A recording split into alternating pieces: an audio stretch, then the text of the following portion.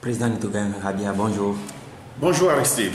Voilà, suite à des manifestations et des répressions, voilà le président Alassane Ouattara de la Côte d'Ivoire qui a fait sortir une déclaration disant que la proposition de loi qu'a envoyée le gouvernement est sur la bonne voie d'aller à une table de négociation.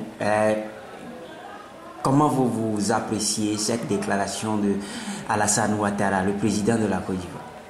Écoutez, Alassane Ouattara n'est pas togolais. Alassane Ouattara, c'est le président ivoirien. Il ne sait pas ce que nous vivons au Togo. Nous pouvons considérer sa déclaration comme diplomatique. C'est tout ce que nous pouvons dire. C'est là où nous devons savoir, nous les Togolais, que nous devons prendre notre destin en main et nous devons garder notre flamme de la résistance. C'est ce qui est important pour nous. Tout le monde peut faire des déclarations, mais c'est aux Togolais de se battre pour libérer leur pays. C'est ce que nous devons faire. S'ils veulent nous parler de ce que le test ou bien les propositions de loi que le gouvernement du RPT UNIR a envoyé au Parlement, écoute, ça n'engage que eux. Ce que nous voulons, nous le savons très bien. Ce que le peuple veut, le peuple le sait très bien. Donc, ce qui est important pour nous, il a fait sa déclaration, c'est de la diplomatie qu'il a fait. Donc, c'est à nous de prouver au monde entier, de prouver à Alassane Ouattara que ce qu'il a dit n'engage que lui, que c'est à nous de nous battre pour notre pays. Nous avions vu l'exemple du Burkina Faso, quand Diendéré a fait le coup d'État. On a vu ce qui s'est passé.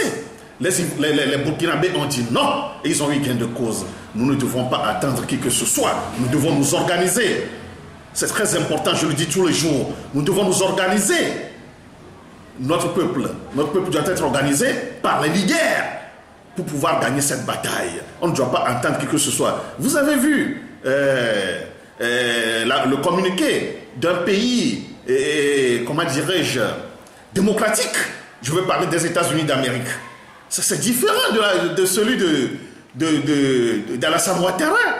Il y a une grande différence entre les deux sorties. C'est ça. Ça prouve que les États-Unis savent ce que c'est, ce que les Togolais veulent. Les États-Unis suivent de près ce qui se passe au Togo. Alassane Ouattara ne suit rien de près. Il ne fait qu'eux, ils écoutent ce qu'on leur dise. C'est ça.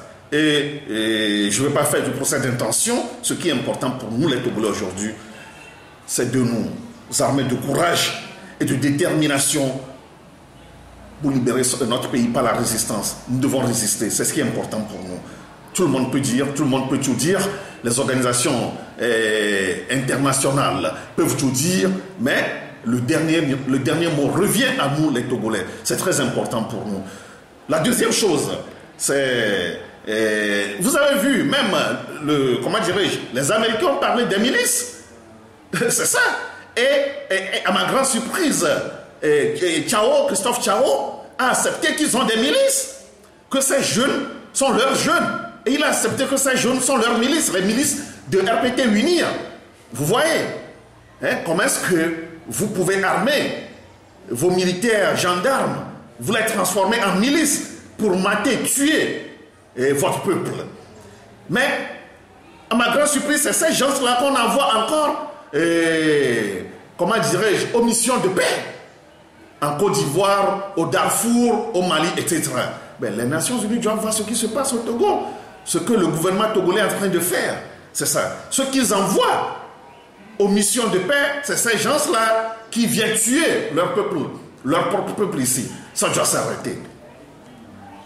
Voilà, comment vous expliquez la rentrée à la CENI de l'UFC hier, qui a été une surprise, qui a d'ailleurs la violation du règlement parlementaire? Écoutez, moi je ne veux même pas parler de ce qui n'existe pas.